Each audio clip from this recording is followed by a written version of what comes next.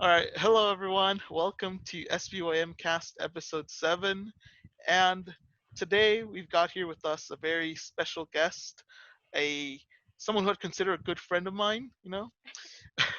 And today here, ladies and gentlemen, we've got the one and only director of the youth choir, confirmation teacher, retreat leader, retreat speaker, retreat MC, and even coordinator, the one and only Christine Ngo. Hey, that's me, I guess. I don't know about the good friend part, but sure. Oh, We'll take that. awkward. All right. Well, I mean, first of all, thank you for you know making the time to come out. Well, not come out, but stay in and do Yeah. this podcast with me because I think that you've got quite a few things to share with us that I think that some of our teens and just young adults nowadays Mhm. could hear, and it helped them just get along a little.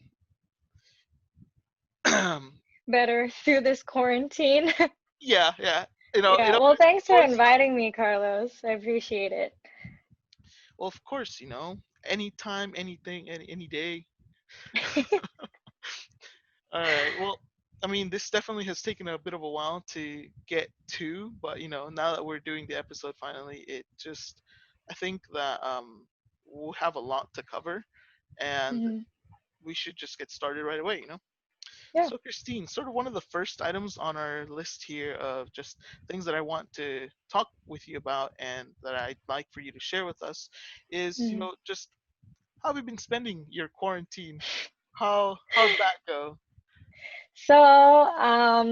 I don't know if you guys know, but I work at a doctor's office, and it's actually an infectious disease clinic.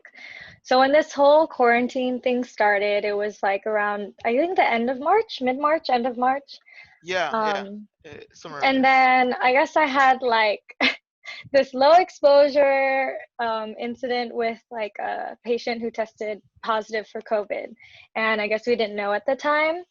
So I got tested, and if you guys don't know, at the very beginning of quarantine, the testing for COVID was like very, like it just started. It wasn't FDA approved and all that, and it was just, like an emergent situation. So I got tested. It was a nasal swab, worst thing ever. So please. I've heard about those. I've heard they kind of hurt. Yeah, it wasn't pleasant at all. I wouldn't recommend. Oh no. But basically, I was waiting for my results, and of course, during that time I was like quarantine, like self-isolation. So basically, spent every day in my room, um, all day, every day, and I was hoping that the results were gonna come back in like 3 to 5 days, because I guess that's what they were saying, but they came back in 10. So I spent 10 days, just here in bed, binge watching Netflix, whatever I could do to pass the time. But luckily it came back negative. Woo! So that was an Oh, exciting time. thank the Lord, right? Yeah, but honestly, I have to say that the beginning, like the very beginning of quarantine, Carlos and I actually were preparing for the OC Youth Day. And that was supposed to be this huge event, Oh and we'd been man. preparing for a couple weeks, like I don't know, like a month almost. Yeah. And we were supposed to Whatever. be co-MCs, Carlos Christine Back duo. back at it again. Yeah. And it was really an exciting time for me, because like we've emceed at like St. Barbara and stuff, but this was supposed to be like all of OC, and we were expecting at least Pretty like, big event. yeah, like 1,000 to 2,000 students from all over the county coming. And at the very beginning, when quarantine started, I don't know if you guys remember that week, but it was like, hey, did you hear like Disneyland's gonna close down? And Oh. then, hey, they like canceled this concert. And I remember messaging Carlos, and I was like, wait, are they gonna cancel like Youth Day? And then we're like, I don't know. And like within a week, everything had just escalated, and everything was getting shut down. And I remember the day that they sent out an email, or I got a text or something, and they were like, yeah, so we're not having masses anymore at church. And I was like, oh my gosh, like this is serious. We're like in a pandemic, you know? Yeah. And I got this email like, choirs are suspended and stuff. And for me, being like, the coordinator of youth choir, it was such a routine, part of my week in my life, that I remember that weekend, that first weekend where I didn't have any responsibility to go to mass, to coordinate, choir practice, choose the music. I felt so honestly, I felt so empty. Like, bringing it back, I got really really emotional that first couple of weeks of quarantine, because I just felt like so much of my life was part of like St. Barbara, part of church, that I almost I felt like what was my purpose? And I remember sitting there and I was like, wow, what is my meaning in life now? Like, Dang. I know it That's sounds dramatic. that's when you know the pandemic really hit you. Yeah, yeah, I know it really, okay, I'm not trying to be dramatic, but I really thought like I'm not teaching confirmation, like Sinhot for Tungi is, suspended or whatever. Everything was just up in the air. There was every part of my church life was just on pause. And I thought, what am I gonna do now? That's like meaningful, So it was really tough for me, the beginning of quarantine, but I bet for a moment, through it. you thought, oh yeah, I'll just keep going to work. Then I was like, psych. Yeah, yeah, but after that whole scare, and I'm at work, and I've been working full time, through it all, and it's been kind of what's kept me going throughout all this. um that's like the consistency I have in my life, and like healthcare is the profession that I want to, do for the rest of my life. So I think that's been good, but I really, really needed like to speak in like webcam with my friends like every day, every other day, to really keep me like sane. Like, honestly. For But sanity's yeah, sake. yeah, and now that we're in what, June, almost July, it's Yeah. been it's been crazy, but I guess starting everything up again with Zooms and slowly opening or whatever's going on, just staying connected has been good for me. And that's Yeah. kind of how I've been getting through quarantine so far. Yeah, I mean, I can definitely relate because like I didn't realize just how much time I spent at church and how little Hmm. time I spent at home. Like Yeah. how much time I spent at work, church, and Hmm. school, and like how few how few of my hours in every one of my days went into just kind of being at home and like having dinner with my parents or just having lunch with my mom when she's like, on a weekend not working. And I was like, whoa, like when was the last time I did this? And Yeah. it was weird almost because Hmm. it'd been so long since I hadn't done something like Hmm. that. And I was just Hmm. like, I was just sitting there and I was like, wow, this doesn't. Whoa, this is what kind of feeling is this? I don't have to like, I don't have any youth ministry meetings. I don't have to go teach class. I don't have to prepare for, OC Youth Day. I Hmm. don't have to prepare any for like meetings right now. Why? Because everything just got shut down. Hmm. And really, like, you brought that up that first week where like they started saying, all right, this is closed, this is now not happening, this has been delayed, this has been shut down, this program is no longer, going to be functioning Yeah. indefinitely. That was Yeah. the scariest part, that everything Hmm. got shut down indefinitely, so we had no idea Hmm. of will we ever get to, Yeah. do this again. And Hmm. that was really one of the parts where like it made you go like, whoa, this thing's real, this thing's Yeah. serious. and Yeah. it's and it's really affecting, like, the fact that it affected everyone's daily routine is, I think, one of the like aspects about the whole, pandemic that made it seem very like scary. Hmm. It made it seem very like movie like, because Hmm. unless, we hadn't experienced anything like this, especially in America. Because I mean, Yeah. the plague and all that stuff, you always hear it in like history, right? And Mhm. it's always like Europe. It's never anything here in, Yeah. Yeah. either North or South America. I mean, Mhm. unless we're talking like conquistadors, but that's for another day. Yeah, let's But not go into that history yeah, lesson yeah, today. definitely not today.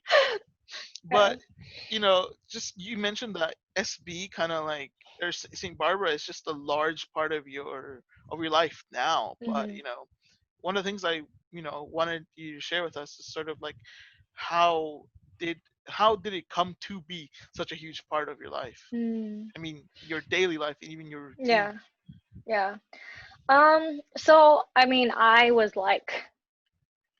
born here, like at St. Barbara. My parents were, back then they were in the choir. So I was always at St. Barbara, but I think growing up, I remember, so I was enrolled in Tungi, the Vietnamese Eucharistic Youth Movement, at St. Barbara. And I was in there since like UB, which was like 6 or 7 years old. And when I was young, I like hated Tungi. I hated going every Saturday because I didn't have friends. I didn't see the point of it because I went to a Christian school when I was young. But Mhm. I think around middle school, when I finally transferred over to public schools and I started to make more friends, that's when I started to get more involved. And around that time, I started to TA for Yao Li, or the Vietnamese Bible education.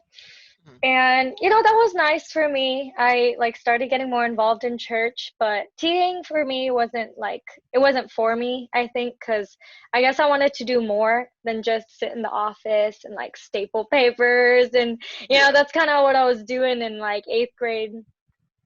But around like my yellow years, like teenage years, or yellow kan, like Nancy years, Yeah. that's when I really, really got into like St. Barbara, into Tungi, into the whole community.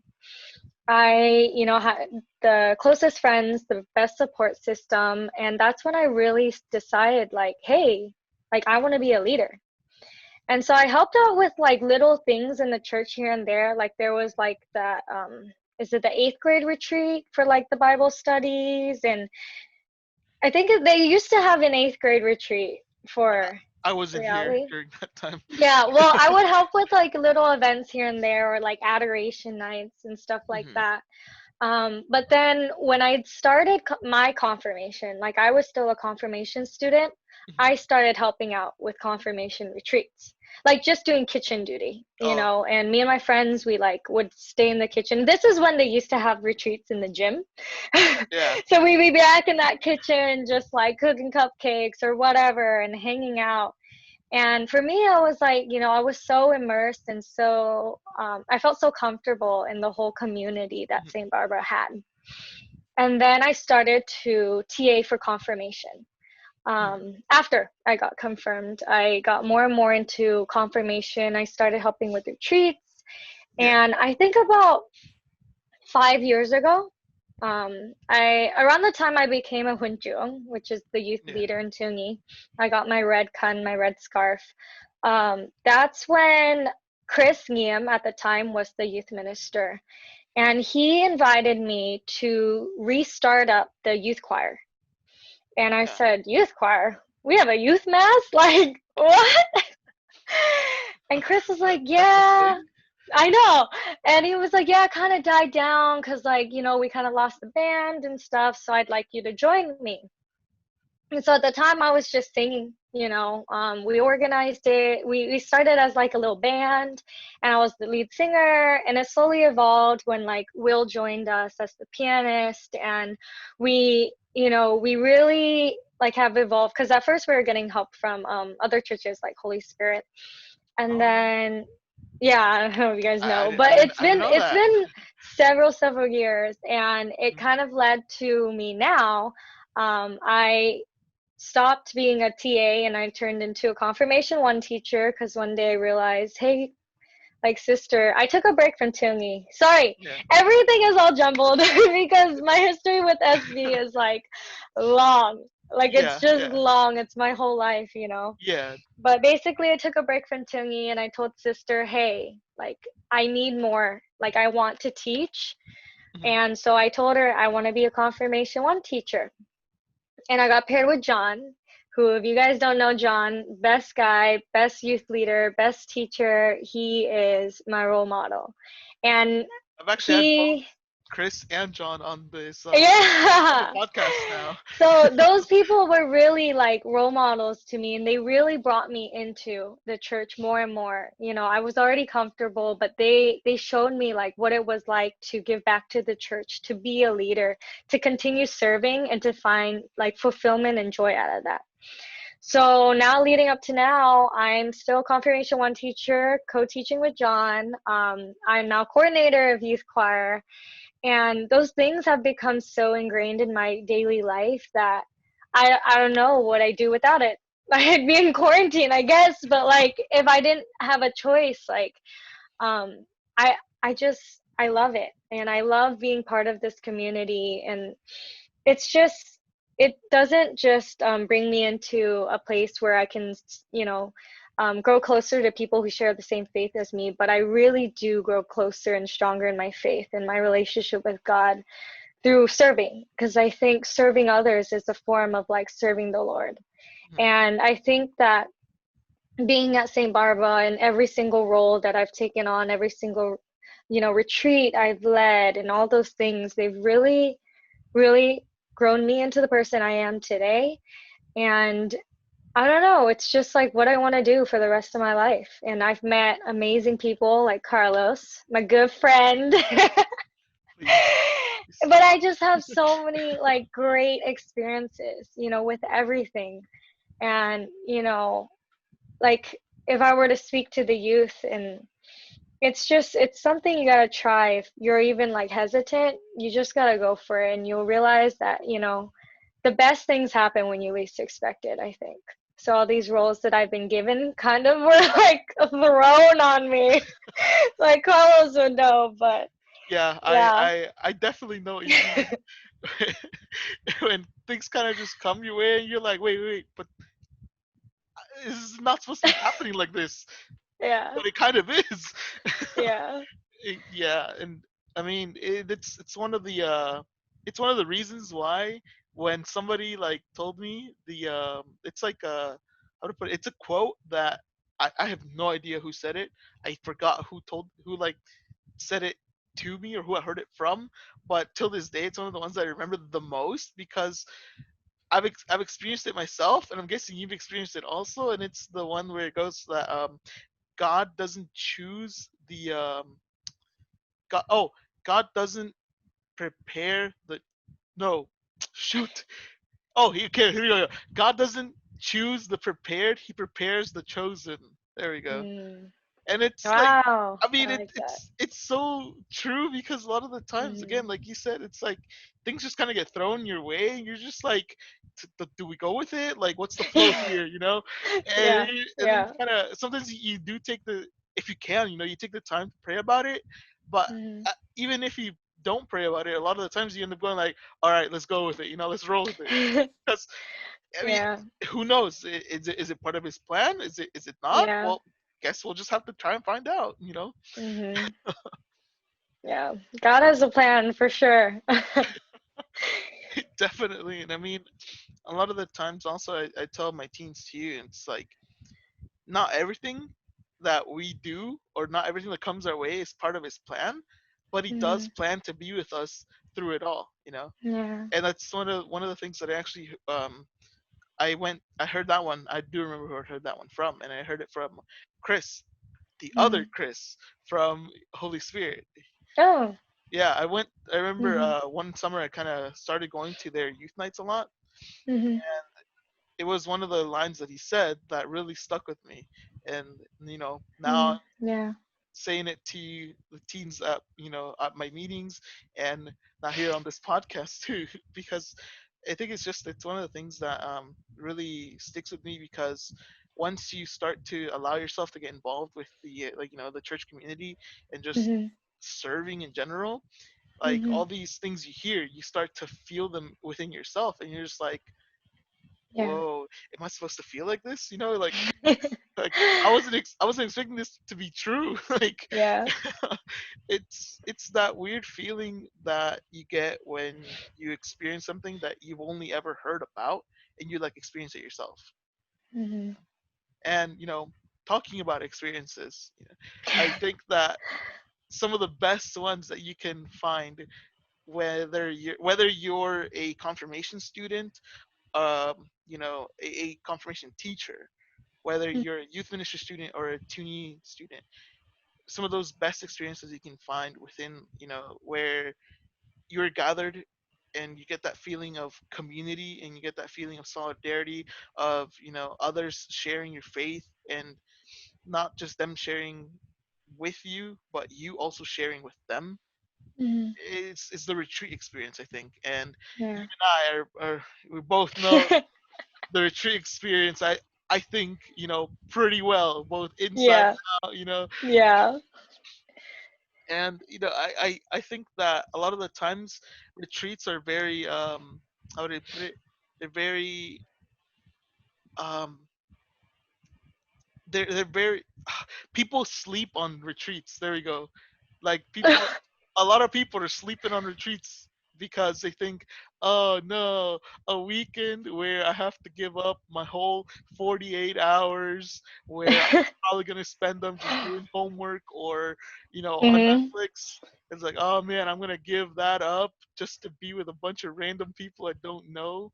But Mhm. it's truly, like, miraculous just what 48 hours with random people being led by, like, a spiritual leader, whether it be, a deacon, a priest, a nun, I mean, even a youth minister and a youth choir coordinator. you know it can be really miraculous just Yeah. what you can go through in those 48 hours away from people. Mhm. And I mean, um Christina, like, how many retreats would you can how many retreats would you say you've been on? Like been on, just been on, whether Yeah, I was like a like retreatant or a leader. yeah, yeah. Oh man. I have to say, I think I've been on retreats. Well, I've been helping for the past like 10 years now. Hmm. And I'm only 24, but I've been helping for quite a while. But shoot, I Uh-huh. would honestly say that I've been on at least 40 retreats in my Okay. lifetime. At least 40, maybe Dang. more. Like, I don't know, there's about 2 to 3 retreats every year.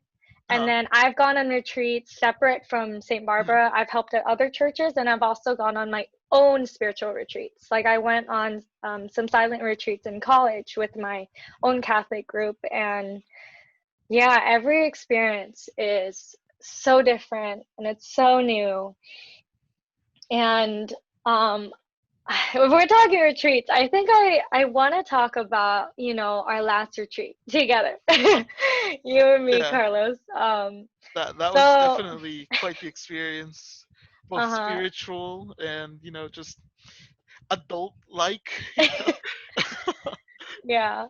Um, that retreat, oh my gosh, it felt like forever ago, but it was only Yeah, January. It was yeah, January this year. And for, I don't know who listens to these podcasts, but, for all those Confirmation 2 students that were yeah.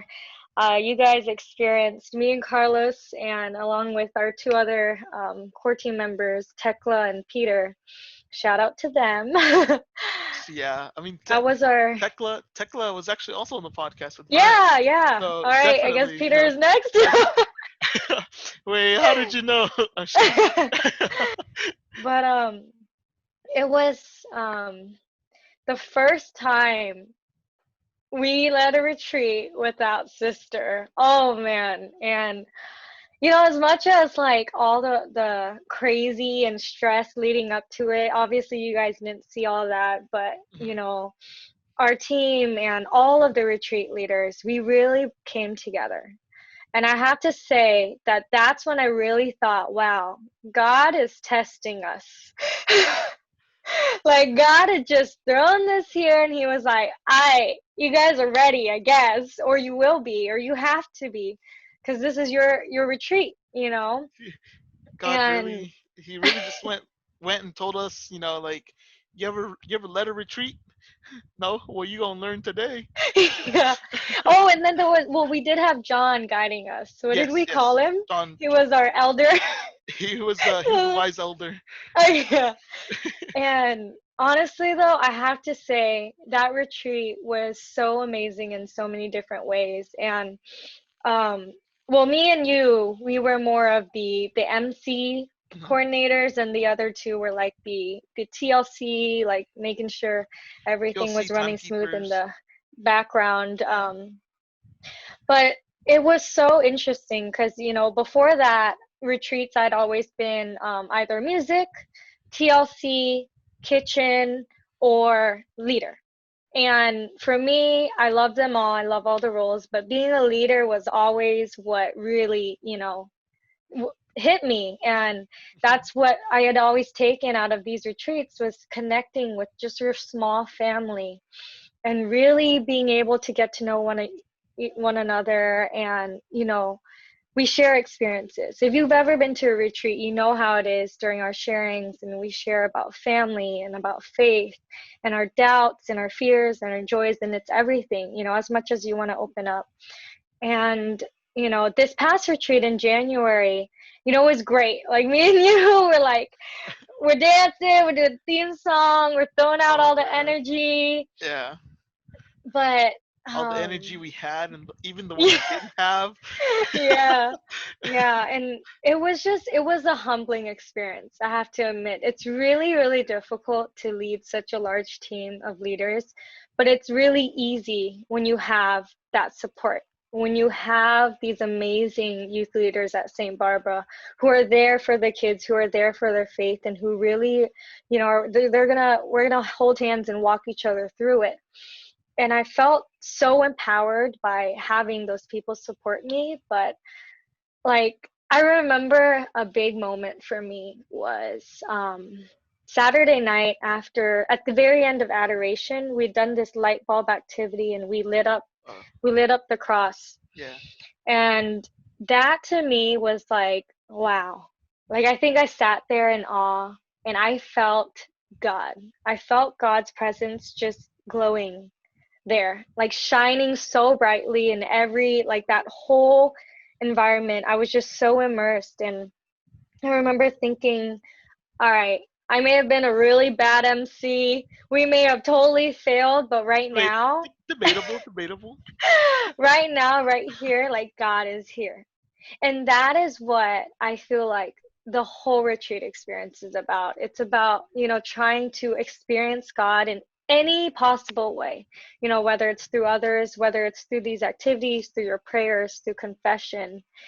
And I remember just staring at the cross, and I don't know, I did a little prayer or something like that, and I just felt so at peace. And that was like the peak of the retreat for me, that moment. And leading up to adoration, it's always the peak, right? Like Yeah, Saturday yeah, night. yeah. I mean, Yeah. we got to be the ones also kind of like, how to put it, setting up the actual experience, because a lot of the Mhm. times you don't actually get to be a part of the setup. You don't get to be the one Mhm. who makes this whole machination of just like, we put the students through this, like, very methodical process of just, we get them, we gotta soften them up, with some icebreakers. We gotta break them down with some, really like, heart, just heart to heart conversations, some Mhm. really good like speaker sharings. And by the time Mhm. that they're at their most vulnerable, we gotta hit them with that adoration. Yeah. We gotta make sure that they're open enough to let themselves feel that love, feel that presence, feel Mhm. that faith around them. And Mhm. a lot of times you're just the one that's like, okay, so what do I gotta do next on this list of like activities and items and Yeah. things I gotta tell them? But to be one of the people that are like, thinking that whole process out was Mhm. definitely like, whoa, how does like sister do this a lot of the time? Yeah. Oh my gosh. I don't know how sister is timekeeper. Like, everything schedule like I can't Yeah. even tell you the amount of effort and work it takes to put into a retreat, which is really only, like you said, 48 hours. It's like from Yeah. Friday to Sunday, but it's a lot of work. But I have to admit that it is so fulfilling Yeah. when just one student, when you know that you impacted just one student, like that's enough. And I have to say, I really missed out. Like I felt like, oh, I love being a leader, but being MC, Mhm. you don't get to have all those like really close Yeah. conversations and sharings like you do when you're in a Mhm. family. Yeah, definitely. But even so, you have your own part to play. And I remember another thing that really hit me was I got a note, on Friday, or sorry, Sunday, we Oh wrote yeah. notes, and Yeah. it was one sentence, but it was from a student that I taught in confirmation 1. And Mhm. we're at the confirmation 2 retreat, and he wrote this note, didn't even put his name on it, but I knew it was him because he like dropped it in my little thing. And he said, Come on, those are it supposed to said, be like confidential, Christine. but it said, if it weren't for you, I probably wouldn't be here. And that was it. That was it for me. Like that was like, wow. I not taught him in a year. I don't even, and that's when I realized, like, you don't realize the impact you have on the people around you. Like you really will go your entire life and never know how much you impact others, how much like people can look up to you, or people really treat you as a close friend or view you a certain way. Mhm. And as much as us leaders, we get fulfillment in the students we teach, but there are students that we may have never had a one-on-one with, and yet that's how they feel. They feel like we've guided them in a certain way, and that's what being a youth leader and being a teacher is all about. It's making this impact, whether or not we get to hear it from them. We can like at least find solace in knowing that we're doing good, and we're serving others, and we're making an impact in as little or as small. You know what they say. You Uh, know what they say, uh, Carlos? I. I I mean, I believe it I was think I from do. I from think I Mother do, but Teresa herself. She said, I'm guessing "Do we're gonna hear it small anyway. things. Do do do the small things with great love." Did I hear that correctly? I'm just kidding. For those of you who may not know, in case you didn't go to the retreat, that was perhaps the line that we heard the most leading up to the retreat in every email, in every one of the like 50 plus emails we received as retreat leaders leading up to the retreat, and then during the retreat we definitely heard a good had a good share of that, kind of just be repeated over and over. But Mm. I mean, it's definitely a line that I'll never forget. Just you know why I'll leave that out, but I'll always remember that line, and it'll always just be attached to that memory of the retreat. Yeah. Whether it's for a good thing or a bad thing. I mean, at this point, I can't even tell anymore. But it's just there. It's stuck in my memory now. Yeah. But it's a good one. It's a good one. I guess. Yeah. Yeah, I mean, Mother Teresa, she's a real one. Mhm. Mhm. But well, how was the retreat for you? Being co-MC and all. I mean, I have to say, definitely. I've emceed before, Yeah. and I actually for this retreat, sister had before she said she couldn't, do it with us anymore, and Mhm. she asked if we could take over. Before Mhm. that, she had told me like, hey, do you plan on emceeing for the confirmation two retreat? Because I had already emceed for both confirmation one retreats, and I Mhm. told her that, sister, I kind of want to this year, I kind of want to take a break for emceeing, and I kind of want to go back to being a retreat, a group leader, because Mhm. the previous year I think it was the previous year, or it was already perhaps the second year I started emceeing, just because the first time I emceed, they're like they just told me like, hey, I need they need me more doing other stuff during the retreat, so I can't MC. And I was like, oh man, Mhm. that sucks. So who are you gonna pick? And she's like, you. And I was like, that sucks too. But I mean, at least that's what at the moment I thought. I was like, man, that kind of sucks too, because I was looking forward to having my, Mhm. my little retreat family, and then we could talk Yeah. with each other. I could Mhm. get go through with them in that experience, because again, it was like the only kind of experience, or it was the second experience I'd had within a retreat. Because I mean, first off, I had been a participant, and then I had been Mhm. part of the TLC group. And I mean, TLC is great, and I think that everybody within TLC really just, no retreat can ever be done without a dedicated team of TLC. Yeah, And for like, sure.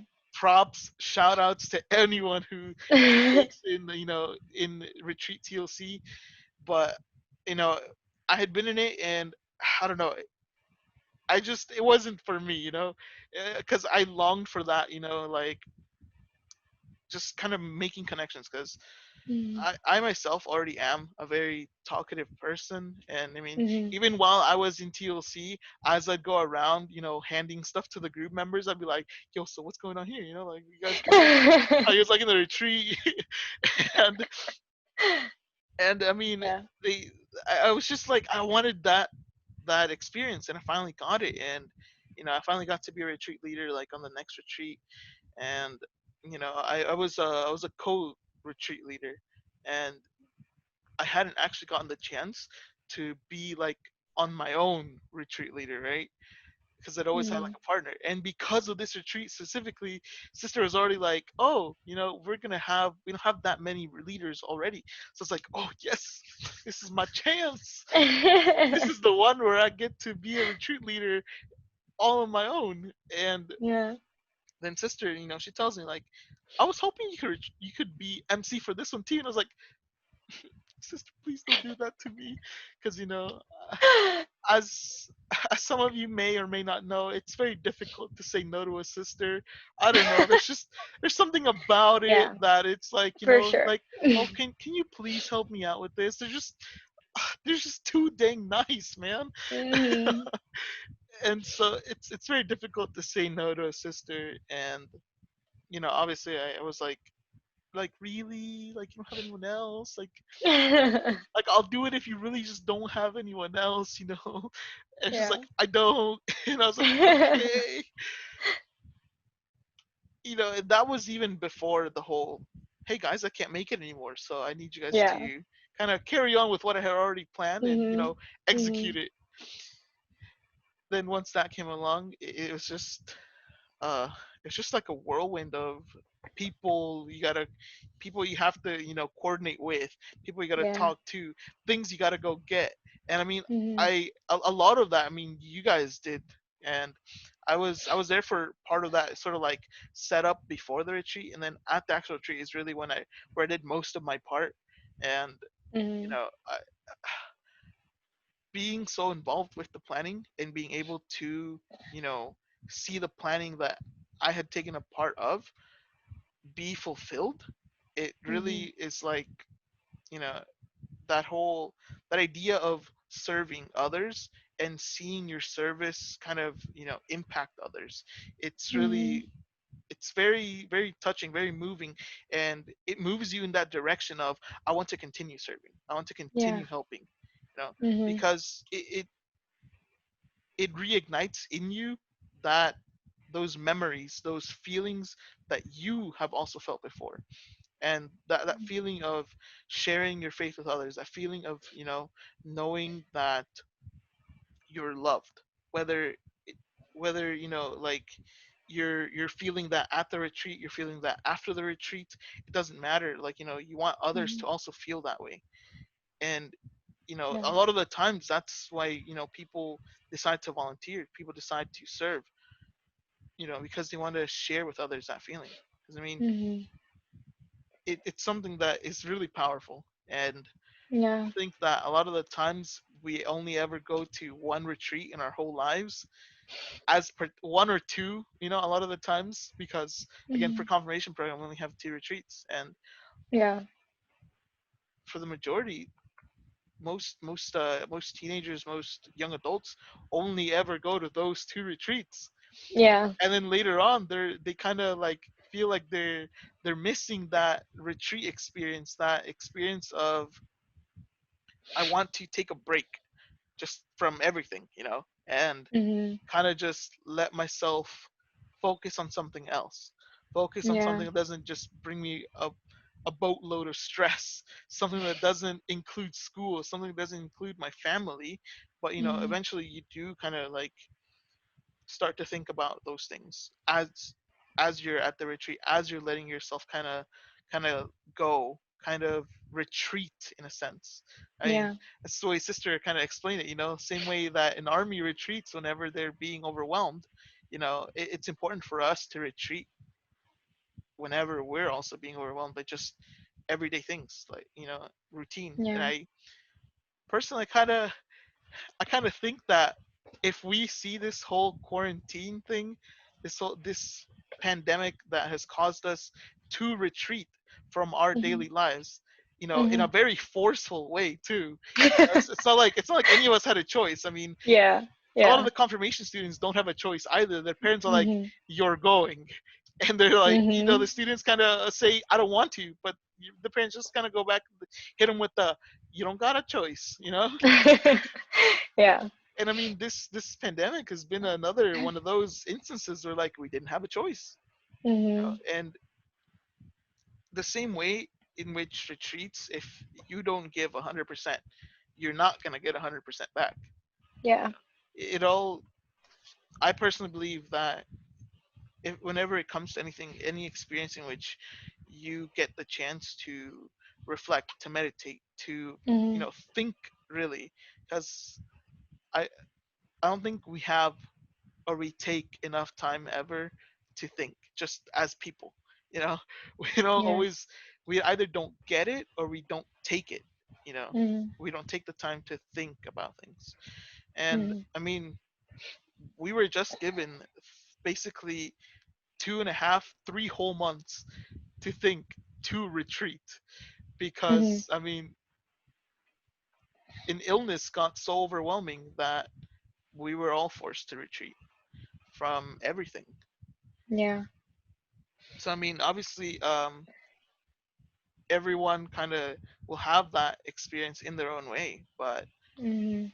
if you kind of like put yourself into that setting of, what if I take this not as something that not as something that I've received as a punishment almost, because I think sometimes young adults, people, students, everyone kind of sees this idea of a timeout, you know, Mhm. as a punishment.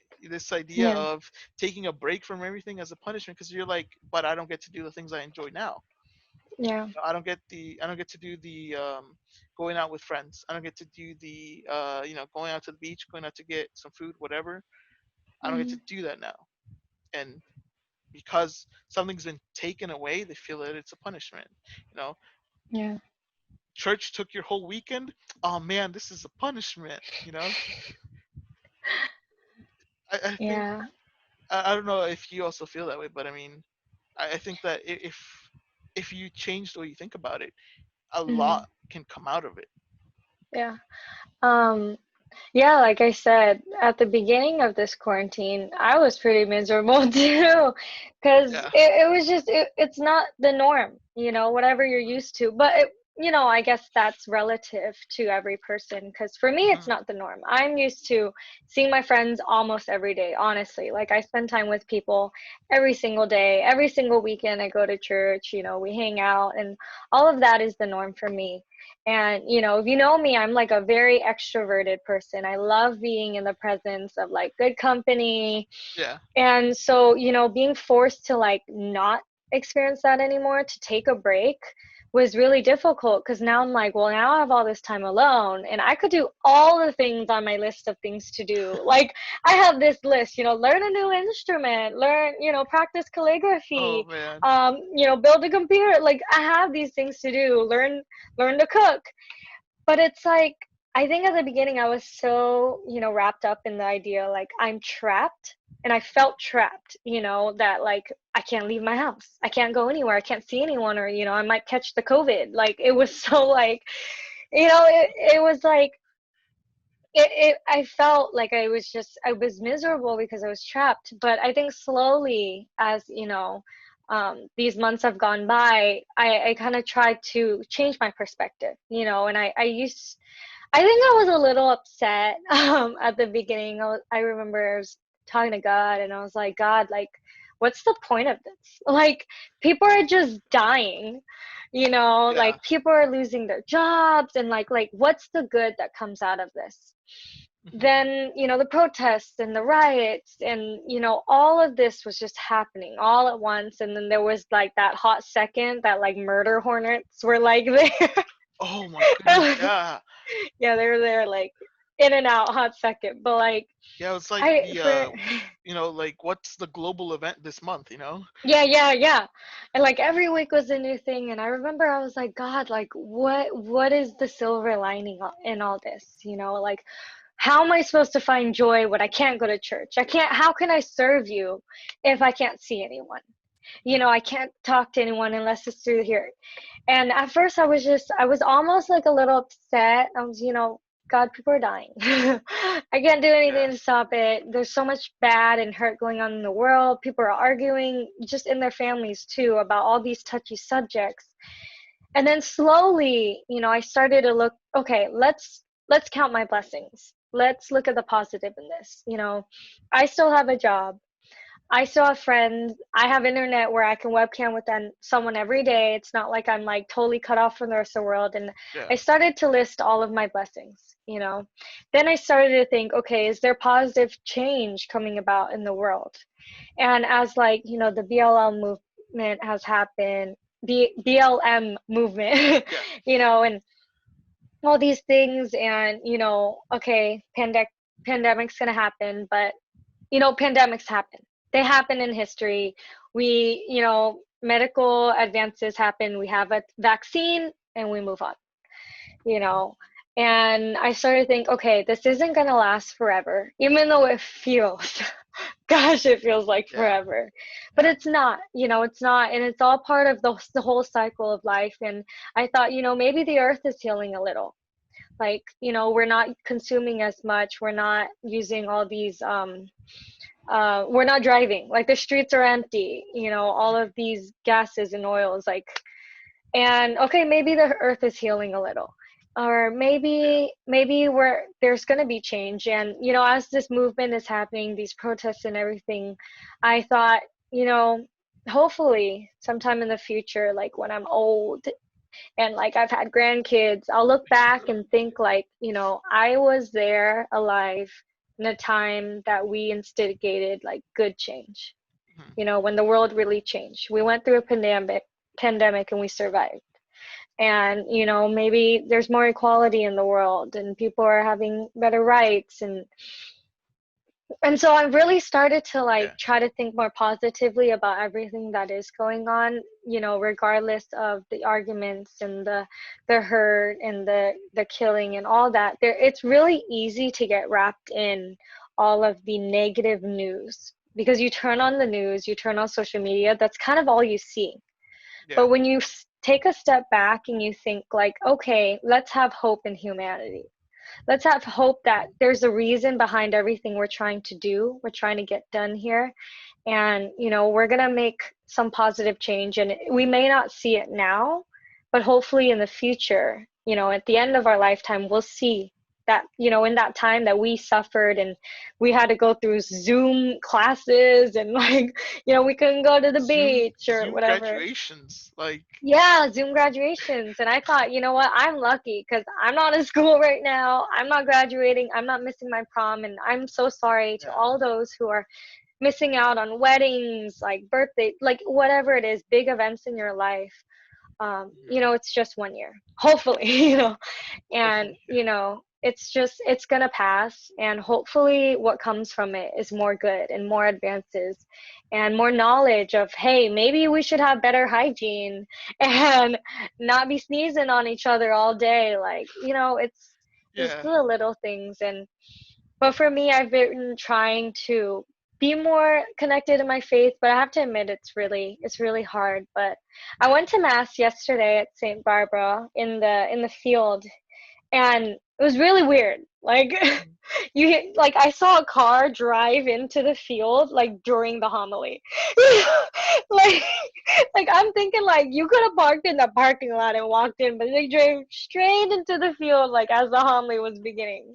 I Like, mean, okay. people still walk in like into mass while the Yeah, gospel yeah, is but happening. it's almost like someone walking in like across the front of the church, you know, like as the homily is about I to mean, begin. But like you like uh like I was know, telling you, when we were talking leading up to this podcast, I was telling you like mhm. there's always going to be like the one person who like lets their kid run around. Yeah. I mean, I guess this car was like the equivalent to that. Yeah, their car alarm goes off like during the Yeah. reading, you know, like Oh it all man. happens. But it was really nice, I have to admit, like coming back to church, even in, you know, not the norm of what we have for mass, but it was so nice. So I would encourage you all, you know, if you feel safe enough and comfortable enough, like social distance, 6 feet apart, but like it was so nice being there in the presence of the priests and the EMs and it just the community, you know, in the little steps that we're taking. Yeah. But yeah, so I'm trying to, you know, pray more, stay in touch, but I have to admit, it's hard. It's really hard. Yeah, and I mean, like the whole there is a God-given gift that's just a complete miracle, I think, that every human being has, and it's literally the ability to adapt. Our Yeah. adaptability is, what makes us just be able to overcome anything really. Mhm. And again, we just have to adapt to the way things are at the moment because we don't know if they'll stay like this. We don't know if they'll change. We don't know if they'll worsen or get better. Mhm. And I think that a lot of the times worrying about whether or not something will get better or worse tends to make you miss out on what is actually happening in the now. You know, Mhm. it Yeah. you tend to lose that ability to adapt because you're wondering what is coming in the future. And I mean Mhm. that nobody really knows. I mean, none of us know which it'll be if it's the rise of the alligators or something from the sewers next week, or I don't know. Are we gonna get the first confirmed? I mean, like you have the Pentagon like confirming UFOs. Like what's it gonna be next? You know, like People have too much time on their hands. Like, exactly. Like oh man, I yeah. again like nobody can see what's going to happen next. Sure, we can Mhm. predict, we can make our assumptions, we can make our theories of when the vaccine will come out, of how large this curve is going to go, Mhm. or how flat it's going to be. Mhm. I mean, a few days ago none of us had to wear face masks, or everyone had to wear face masks. Then for a hot minute, nobody did. We then did now it. we're Yeah. then now we're all back to wearing face masks, Yeah. and it's like, uh, what? Mhm. We really don't know just if or when Mother Nature, our government, people in general, our community is gonna get is gonna get it together. It's gonna get set on what exactly they want to do, what steps they want to follow, what you know Mhm. it's that fear of just general uncertainty that Yeah. many times stops us from being able to think about the current experience and adapt to it accordingly. Mhm. And Yeah. I think that that's why retreats are such like a powerful experience, because it stops you from thinking about what am I doing tomorrow, what am I going Mhm. to have for dinner tomorrow. That's like Yeah. one of the one of the things that just who doesn't think about that. Yeah. And again, you don't get 100% unless you put in 100%. And Mm. it's tough. Like like you're mentioning, it's really difficult because again, we're human and we're we don't have complete control over our own like just our own way of thinking even, because again, if you tell yourself don't think about how hungry you are right now, what's the first thing you do? You think about how hungry you are right now, which I actually am right now. That's the first thing that came to my head. I was like, what's the one thing I shouldn't think about? And What am I having my for dinner? yeah, my brain was like, you're hungry. I was like, oh shoot. you know, and it just goes to show how simple it is to not want to, or not even or just to consider how difficult it is to give 100%, you know which Yeah. is why whenever I see people who just give 110%, it's like, what the heck, like, how do those people exist, like, those people are actually out there. And those are the kind of people you think, wow, when I grow up, I want to be just like him or her. You know, that's why a lot of the times I look at you, Christine, I'm like, I want to be just like her when I grow up. Oh, you flatter me, Carlos. Sure, yeah, yeah. But you know, um, again, sort of just going over this like general topic that we've been talking about. Just retreats in general. I think Mm, that if we look at simple things as being like retreats, if we can take this mindset of us taking a retreat more often, we know mhm, it gives us the idea of just even a simple car ride can be a retreat. You have, I mean, obviously, think about where you're going, think about the rules of the road, but again, a retreat doesn't need to be a let's go over to like a cabin on Big Bear and be there for a whole weekend, talking about mm, our feelings and emotions and our families and our friends and our faith. It can be, I think it can be just a car ride in which you play your favorite praise and worship song, as long as mm, you are able to, or you allow yourself to feel that presence of God with you. mhm. I think that's really all you need for a retreat. And I mean, Yeah. that's like the goal of a retreat, is to allow you, let yourself feel that presence. Mhm, And that's why it's such a fulfilling thing to do, to even just take part of, because when you think to yourself like, wow, like we actually got at least one student, to feel this love, to feel this presence, whether it be, whether it be now in the moment or whether it be later on. You, know, you don't always know just how many people get that chance to feel that love, feel that presence, but eventually, you know, they either let you know or they don't. But mhm. regardless of which of those two they choose, you how do I put it? It still gives you like a feeling of that I was able to make an impact in someone. Yeah. Yeah. And I mean, like, again, whether or not you find out, whether or not they tell you, whether it be through a small piece of paper in which they write one sentence, whether they kind of just come to you later on and they're like, hey, you know what? Thanks. Thanks for what you did back Mhm. then. Thanks for just anything really. It it really just makes a difference. Yeah. And personally, that's one of the reasons why I continue to do what I do. I just being a youth minister isn't always easy. A lot of the times it's not easy all the time. A lot of the times people just think, so you just sit in your room and you kind of just chill there and you get paid. But I mean, that's part of it, yeah. But it's just taking part. and really, giving the one thing that I find most valuable in anyone is giving your time to experience that, to go through a journey of faith with others. Mm. And Yeah. the fact that you can do that in 48 hours, 48 hours or 3 months, the time frame doesn't matter, but it's that giving of time to others that I think is something that is beautiful, and it's one of the best ways that you can serve others, is to give your time to them. Mm.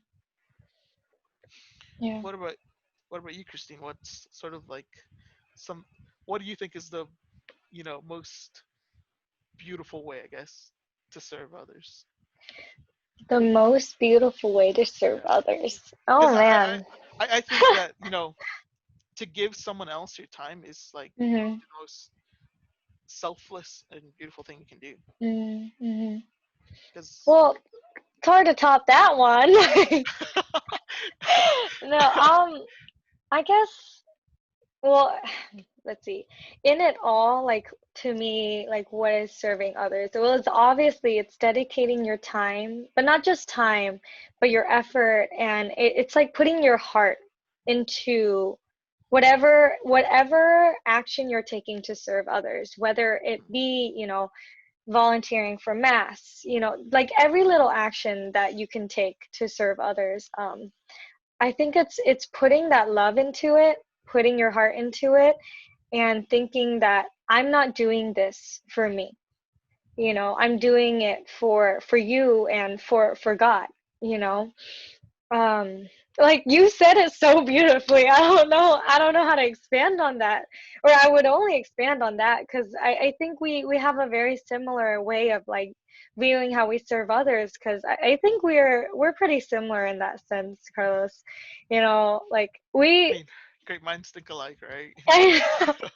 but yeah, I don't know. Me and Carlos, we actually spend a lot of time together, I feel like, and like just in the events that we do, and we hang out and we talk outside of it. But like I think I get along with you so well, and we MC so well. We bounce, Mhm. ideas off each other so well because we have that heart and that passion to serve, And I think when you see your service bear fruit, that's when you receive that fulfillment. But you don't go in thinking, okay, I'm going to do this so I can see the outcome, you Yeah, know? it's not so much like you in like I'm gonna do this so I can feel good later. It's Yeah, like exactly. I'm going to do this so that a kid will like me, and they'll feel like I'm their role model. Like, no, you don't go in with those intentions. You go in with the intention of, I'm going to give my a piece of myself, mhm, to this person, to this effort, to this retreat, to whatever it is, and that's when I guess that's what like life is all about. I mean, for me, like life is all about those moments that you spend with, each other, that you spend with the people you love, or you spend with a stranger. It's these little encounters. And for me, everything is all wrapped up in, my faith. And in the end, it's like, well, God made this possible. Well, I saw God through this encounter, and I'm going to continue to spread that love because God has given me that love. And I feel like when you really are in touch with your faith, and you're really in touch with serving others, you realize that you can never run out of love to give, and you can never run out of love that you have. You're constantly being filled by God's love, by the people that you spend time with, and it's always like you said, whatever you put in, that's what you're going to get out of it. It's not like you're emptying yourself and like, oh, I'm going to burn out and I've spent too much of my time serving. Like I feel like you're always given back in return, because when you give, you're given too. And I think that's like kind of what I've grown up like from my parents. They've really taught me that, and from being in this community, it's that serving in every single sense, whatever it is, how little or big it is, that you always receive yeah. from what you give. Yeah. Yeah, see, you were able to put it differently and expand on it. Well, you gave And me the groundwork. well, I mean, it was an assist, right? No, but yeah, I mean, definitely. It like I can't find any better way to put it than if you only get what you put in, and Mhm. I think that I believe that just in general, people should retreat more often. People Yeah. should not just people, but I think specifically young adults and teenagers. If you ever get the chance to either help or be a part of a retreat, like take it, like Mhm. and take it and go into it with the willingness to give it, just surrender yourself, because Mhm. that's the word that we always try to use, like, oh, surrender this, surrender that, but Yeah. again, this when you think about it, this all sounds very military like, like, oh, retreat, surrender, it all sounds like losing, but it's only Mhm. in losing, like, the only thing you lose there is your worry. The only thing you lose there is your stress. The only thing you lose in that battle is, like, all the bad stuff, all the negative. And I mean, you win in every retreat, because whether you put in 1%, 0%, you get something back out of it anyway, Mhm. you know. And if you if you give it your all, it gets multiplied, you know. Yeah. It gets multiplied to the point where you'll come back, and you might just be the youth choir coordinator, confirmation teacher, retreat coordinator, retreat leader, speaker, MC. It might just get multiplied that much. All right, let's stop the list there, please. No, I'm just joking. Often, and oftentimes all it took was just you know one pair of 24 hours. That's all it takes a lot of the times. it's But true. again, it's that experience that really makes a difference, and that experience that only you can allow yourself to have. Yeah. Hmm. Yeah. Your parents or whoever, you yourself, you can send yourself to a retreat, but unless you allow yourself to have that experience, you're not gonna get it. So that's Hmm. why, kind of, we've talked for a while now, so just gotta get to the, like, ending remarks here. Uh, One of the things that I kind of wanted to ask is, like, um, after every retreat, there's always that, like, Jesus high that you're on, where you're just like, I'm gonna go to mass. I'm gonna, like, listen to praise and worship every day. Oh man, I'm gonna have adoration in my own room every night. Oh my gosh, you're so funny. And that Jesus high that a lot of us kind of have after Mm-hmm. retreats, like, how do we get that, how do we take that, and how do we make it, like, into something more permanent, and because I mean, usually after about a month after retreat, you're, like, back on the uh like, usual rotation of, like, two playlists, and and your worship playlist, like, you check it, and the last time you played it was, like, 2 weeks ago. So I think that, sort of, like, to end this episode, I think, you know I'd like for both of us to share, sort of, like, the what is something you do to keep that retreat experience, what you built there, what you gained, what you won in it, and, how do Mm-hmm. you make it into something more permanent. And Mm-hmm. I'll go. I don't know if you need some time to think about it, but I was kind of thinking about it already, because Yeah, go ahead. so personally, I think that if you put some logic into it, and you take that period of time where you're, like, all about God, and you're all about your faith, and you actually start to plan. I think the best thing to do after retreats is to make plans, and know how to make effective plans, efficient plans, with milestones, achievements, like, sort of, something that is achievable. I forget what it was called. It was something like smart goal setting. There we go. Mm, Where you give yourself periods of time. You make things concrete. Yeah. And I really think that that's sort of like the best, or what I think is a great way to go about taking that retreat experience and turning it into something that is going to stick with you. you know mm, for example, like after a retreat, you're on that, like, oh, I'm going to go to mass every day. But you got to tell yourself, because I mean, going to mass every day for the rest of your life may or may not be impossible, or mhm, may or may not be possible, at any given time. And so you got to tell yourself, from now on, at least for the next 6 months, I plan to go to Sunday mass every every Sunday. And you do that to yourself, or you tell that to yourself, and then you know you make it happen. You you go to mass on a Sunday, and you're like, all right, one, or this week, this Sunday, check, and you mm, keep that going. A lot of us have calendars. Whether we actually write on them or not is, a lot of the times, the question. You just got to make things work for yourself.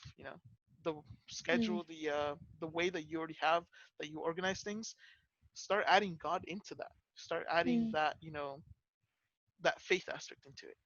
And mm, I think it really goes a long way when you start to implement your faith into your everyday life. Because again, you do it every day. mm, It becomes a habit, and yeah. eventually, it becomes something that is just, it helps you grow in your faith. Mm. Um, for me, stuff, because you said the whole like, oh, I'm gonna listen to Jesus music every day. Well, that's already what I do every day. Well, Like, yeah, I mean, that can I become know, a part of it too. yeah, but I mean, I guess for me, it's a little like it's different just because I already have that routine of, I pray a certain time every day, or I listen to Jesus music all day every day, or whatever it is. But I guess after retreats, I'm always on that Jesus high. Like, I don't go out of any retreat not being on that Jesus high. Yeah. But I've noticed that just since I've done so many retreats, that after every one, I like to just feel. Like, you feel in the retreat, during the retreat, but once you've gone home and you take that with you, sometimes I just sit there and, like every retreat, you get that booklet, or you get the notes, or whatever it is that Yeah. you take home. And I always give it about a day or two, or depending when I'm ready to sit there and just feel. I give it, a day or two, and then I sit down and I'm like, all right, I'm going to sit down and I'm going to open all of these notes. I'm going to go through the booklet again. I'm going to go through my writings, because I tend to do like writings during every retreat. And I Mm. read through them. And I basically just reminisce, and I walk through the entire retreat one more time. And I actually think about every experience, every moment, encounter that spoke to me, or when the speakers told a story and that really resonated with me, or an experience I had with a student and I realized, wow, I do make a difference. And I sit and I think, like, what are these moments that I've experienced, and then what have I learned, and what can I take with me moving forward? How do I be a better leader? How do I remind myself that, hey, I do want to keep serving because I am doing good? Or what new things did I learn? Like, sometimes we learn like how to like pray and like do like Yeah. movements, or play with dance, or like those new fun things that you learn, like, hey, maybe I'll try it, maybe I'll do a Jesus dance today, or you Maybe I'll know maybe I'll make myself a mask at home too. Just putting plaster all over your face. yeah, who knows, maybe. And I think, like, what can I take with me, and everything, like, I'm a very emotional person. I feel everything, and Mhm. so every single experience, every single retreat, I keep these moments and everything I felt with me. And I think, well, this is how I experienced God. This is how I've grown in my faith, because I started at the retreat feeling this way, feeling stressed or down about myself or whatever. Ah. And by the end of it, where have I grown? Like, hey, Right. like the retreats where I've Yeah. done a talk, I've stood up there and said things I've never said for the first time, and I've really Mhm. felt it. Like, I'm really happy with myself or whatever it is, and I hold on to those things, and those are what propel me forward in my faith. Those are the things that really make me like experience faith in its natural state, like I'm here, and I don't want that to end just because I've gone home. I want that experience where we were on the stage dancing to, Set of Fire or whatever. And I remember every single thing or everything that really like resonated with me. I never let that go. And that's what really is like the moments that build me in my faith and that really make me remember and know that God is here and God will continue to be here. And yeah, I mean, I just continue to hold on to that, and I go on with my daily life, but once in a while I sit and I look, like I pull out one of the notes, so I keep all of my name tags and stuff like that, and I'm a very like reminiscent person, so all of that is, I guess that's how I keep my Jesus high, but like, you know it's like it becomes a piece of my heart. Ah, I see what you did there. Piece of your heart, huh? All right. Well, this basically just kind of leads into the ending of our episode here, and I honestly I wasn't exactly sure which way this podcast would take. A lot of it was very last minute. Like, hey, you know what? I think I've got the theme down. And, Sends it to I me 20 minutes before. I'm really glad that Yeah. we got the chance to just share about all this, because I think that someone somewhere at some time will find this and listen to it, or Mhm. watch it, and they'll maybe change their mind about something. you know Yeah, and that's really all we're hoping for, that at any maybe. given point this may make a change in someone, and Hmm. just remind each other that we can make a change in others, and all it takes is some time to serve. Yeah. So Or retreat. yeah, I mean, all it can take is a pair of 24 hours. So with this, I just want to say thank you for everyone who, is either listening or has listened to this or watched it again. We do this for you guys, and hopefully you guys all enjoyed it. Whether or not you enjoyed it is really arbitrary, and I'll Yeah. just say that I enjoyed having you, Christine, as our guest for this episode here, and hopefully we get to see you in a future episode of SBYMcast. And I mean, can't wait to finally find out how will retreats change from now on with this, with just Yeah. what's currently going on. But hopefully Hmm. we get to do that power duo again, just MC. That All was right. it was good. Well, thank you for having me. It was great, connecting with Carlos again, and just whoever's listening out there, we're just out here sharing our story and just trying to navigate the crazy that is quarantine 2020. All right, everyone. That has been the end of the seventh episode of our SBYM cast. If you haven't already, go ahead and check out the rest of the episodes. Episodes 1 through 6 are all on our YouTube channel. Go ahead and give us also a subscribe or a follow and a like if you can. It all helps and doesn't take very much. And if you can, also go ahead and give us a follow on our youth ministry Instagram page at sbym.jp.